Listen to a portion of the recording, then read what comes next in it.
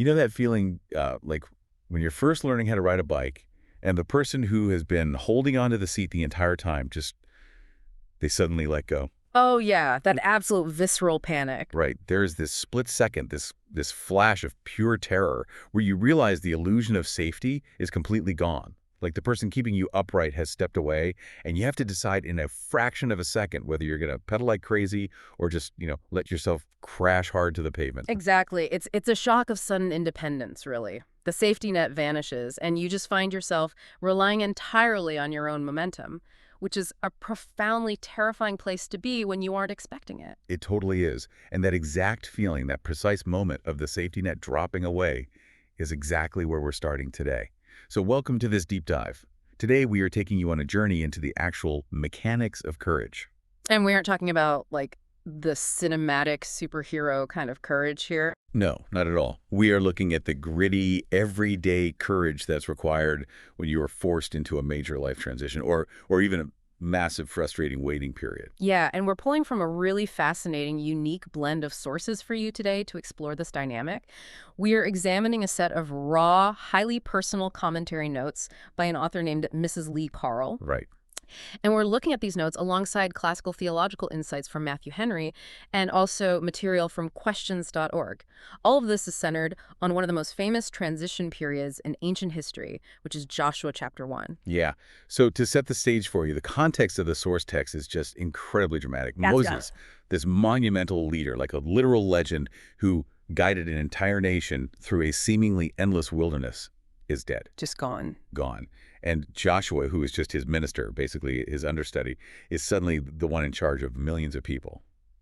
And the overarching theme we are unpacking today is how we find the strength to move forward when everything familiar, everything that held us up, just abruptly changes. So what does this all mean? Like, how does an ancient text about leading an ancient nation translate into a practical manual for your modern personal adversity? Well, before anyone can cross a river or conquer a new land in this narrative, the text suggests they first have to deal with the psychological shock of losing their support system. The panic moment. Exactly, the panic. That is the very first hurdle. And we see this in the immediate aftermath of Moses' death. The commentary we're analyzing really emphasizes this sudden vacuum of support. The notes state it very clearly. They say, when former supports fall away, remember, God has not changed. Which, I mean, reading that on a page is easy, but actually attempting to live it out is a completely different story. Oh, absolutely. But Joshua is commanded to step up precisely because the people he previously relied on for help are gone. The text pairs this terrifying reality with a promise of unwavering support. It says, I will not fail thee nor forsake thee. Wow. Yeah, the author's notes point out that a higher power is stepping in as his support in the exact same way as when those human helpers existed. And this right here is where the source material gets incredibly brilliant for me, because it absolutely refuses to leave the lesson at this epic, ancient, nation-building level. Right. The author, Miss Lee Carl, inserts this highly specific, striking detail from her own life that just totally contrasts Joshua's epic leadership with everyday modern perseverance. I love this part. It's so good. Right in the middle of these notes about Joshua taking command of an entire nation, she writes about being entirely alone during a 90-plus degree summer with, and I'm quoting here, none to help me place window ACs. Yeah, that shift in scale is just jarring. But it is a profound translation of the concept, you know? Yeah, totally. It takes the abstract theological principle of divine support and makes it intensely physical and real. Okay, let's unpack this, because I think this is universally relatable. Losing that support system is like losing your absolute best mentor at work, the person who always had your back in high-stakes meetings. Or it's like suddenly becoming the primary caregiver in your family overnight because someone gets terribly sick. Right, yeah. Suddenly, you are the one who has to figure out all the heavy lifting. Sometimes it's metaphorical heavy lifting, and sometimes it is painfully literal, like standing in a sweltering room, sweating through your clothes, trying to hoist a heavy window AC unit by yourself when you used to have someone to help you balance the weight. Exactly. So looking at this text, does it suggest that courage isn't necessarily about feeling brave at all, but rather just about raw, stubborn obedience when your safety net vanishes? What's fascinating here is exactly that distinction. The source defines courage not as an absence of fear, but as holding fast to your convictions. Holding fast. Right. The text explicitly tells Joshua to turn neither to the right nor the left. Courage in this framework is about placing your body exactly where it needs to be, doing what needs to be done, regardless of who is missing from the picture. Wow. The monumental act of leading Israel and the really mundane act of surviving a heat wave alone, they require the exact same internal mechanism. You have to move forward without the people you used to lean on. So it is the bicycle metaphor perfectly realized. You just have to keep pedaling, even though you know the person holding the seat is gone. Yeah, totally. And the commentary notes reinforce this active posture by saying, stand firm, walk forward in obedience, and be strong. It's a very active, forward-moving stance. Like you can't just stop. Exactly. Freezing in place just because the support is gone is not an option presented in the text. The universe rarely lets you adjust to losing your support system in peace, though, does it? Never. Because once you accept that you have to move forward alone, you are almost immediately met with a massive, seemingly impossible obstacle. Like, the text doesn't give Joshua a breather at all. It leads us straight from the internal resolve of accepting Moses' death to external action. Right. They arrive at the riverbank. Yeah. The command is given. Arise, go over this Jordan. And the commentary from Matthew Henry points out a crucial, frankly terrifying detail about this specific moment in time. The banks of the Jordan River were completely overflowed. This wasn't a gentle, ankle-deep stream they were being asked to cross. It was a raging, flooded river. And Matthew Henry emphasizes the stark reality of their situation here. I mean, there were no bridges, there were no boats. Nothing. Joshua is ordered to go over, and he simply has to believe that a way will be opened. The author's notes describe this perfectly as a Jordan that is a high water test. See, here's where it gets really interesting, because I'm trying to put myself in the shoes of anyone facing this kind of impossible directive. Right.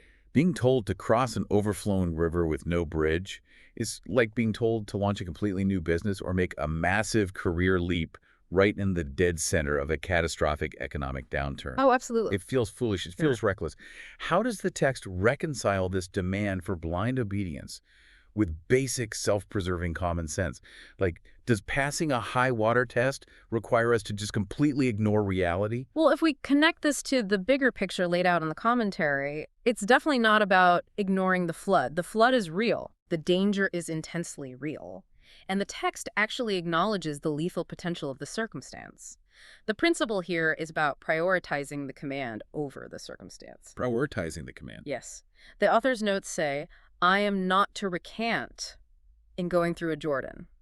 That is a high water test. Yeah. You don't pretend the water isn't high. You simply refuse to retreat from the bank. But practically speaking, how do you actually do that? Because when the literal or metaphorical water is rushing right in front of you, the human brain is hardwired to panic and run in the opposite direction. Yeah, of course. But the source gives a very specific method for remaining faithful and overriding that instinctual panic. It's found in constant meditation on the book of the law. Okay, so reading. Well, the text says it shouldn't depart from his mouth, that he should meditate on it day and night. The author notes this means continuing in the word, speaking it, hearing it, and obeying it. Okay, I want to dig into the mechanics of that. Because simply saying meditate on the text can sound a bit, I don't know, abstract. From a modern psychological perspective, how does repeating a text actually help someone step into an overflowing river? So it functions as a cognitive override. The human brain really struggles to focus deeply on two distinct narratives simultaneously. Right. When you're standing at the edge of a flooded river, your amygdala, the fear center of your brain, is screaming about the rushing water, the lack of a bridge, and just the sheer impossibility of the task. It's just blaring alarm bells. Exactly. But by forcing your brain to actively recite convictions, which the text calls the law, you are engaging your prefrontal cortex. Yeah. You are chemically and neurologically interrupting the brain's panic loop. Oh, wow. Yeah, you're drowning out the chaotic noise of external circumstances with the structured volume of an internal command. So you were intentionally replacing the narrative of fear with the narrative of instruction. Precisely. And the notes actually connect this mental discipline to a New Testament parallel, pointing to Jesus as the ultimate exemplar. Matthew Henry explains how Jesus had to tread the winepress alone, bearing sufferings courageously according to divine will, believing despite the catastrophic circumstances. Right. It is that exact same high water test principle, facing down an impossible solitary trial by anchoring entirely to a higher internal command and thereby shutting down the instinct to flee. Okay, so you have accepted the loss of your old support system. You have hoisted your own heavy window AC unit. Yep. You've stood at the edge of the flood, used your convictions to override your brain's panic loop, and you have bravely crossed the high water. You did. Logically, at this point, you expect a reward. You expect to be able to finally rest. But the text introduces this massive plot twist right when you think the hardest part is over. Getting to the other side doesn't mean you get to clock out. Not at all. It introduces an entirely new, deeply frustrating challenge. The waiting period. Man, let's talk about the tribes of Reuben, Gad, and the half-tribe of Manasseh. Because their situation is fascinating and honestly feels a bit unfair. It really does. According to the text, these specific tribes already have their promised land.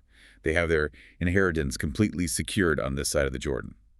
Ostensibly, their journey is done. Right, but Joshua gives them a very specific, demanding command. They are told they must leave their wives, their little ones, and their cattle behind in their safe, secured land. Just leave them there. Yep.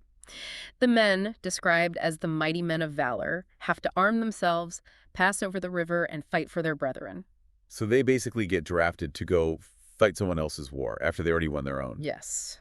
They must fight for their brothers and wait to actually enjoy their own possession until the Lord has given their brethren rest as well. They do not get to settle into their blessings until everyone else is safe. See, the author's notes highlight a really profound takeaway here.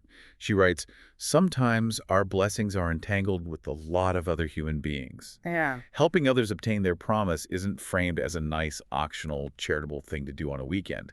It is a mandatory act of faith and patience. It functions as an absolute prerequisite for their own rest. I have to push back on this, though, because human nature violently resists this concept. Oh, absolutely. It's like reaching the summit of Mount Everest, exhausted, freezing, and finally ready to celebrate, only to realize you are roped to 5 other people who are still struggling 100 yards below you. What an image. Yeah. Right. You can't unclip and plant your flag. If you don't anchor yourself and do the grueling work of pulling them up, their fall will drag you right off the peak you just conquered. Exactly. But practically, how do you manage the psychological toll of that? If I did the work and crossed my river, I want my reward. Isn't this just a recipe for deep, bitter resentment? This raises an important question, and it really forces us to look at the sociological utility of community entanglement presented in the text. You are right to point out the friction there. It's super frustrating. It is. But the text insists that this entanglement, this delay in your own gratification, is not to our disadvantage. The author's notes explicitly state it is not a punishment. They say, God makes all things beautiful in his time. Right, but just saying God makes it beautiful doesn't pay the psychological toll of holding a sword for someone else's land when your feet are tired. Logically, how does a person accept that? Well, by recognizing that true security cannot exist in a vacuum, Okay. the text is pointing to a functional necessity of community cohesion. If Reuben and Gad settle their land while the rest of the tribes are slaughtered across the river, their isolated security is just an illusion.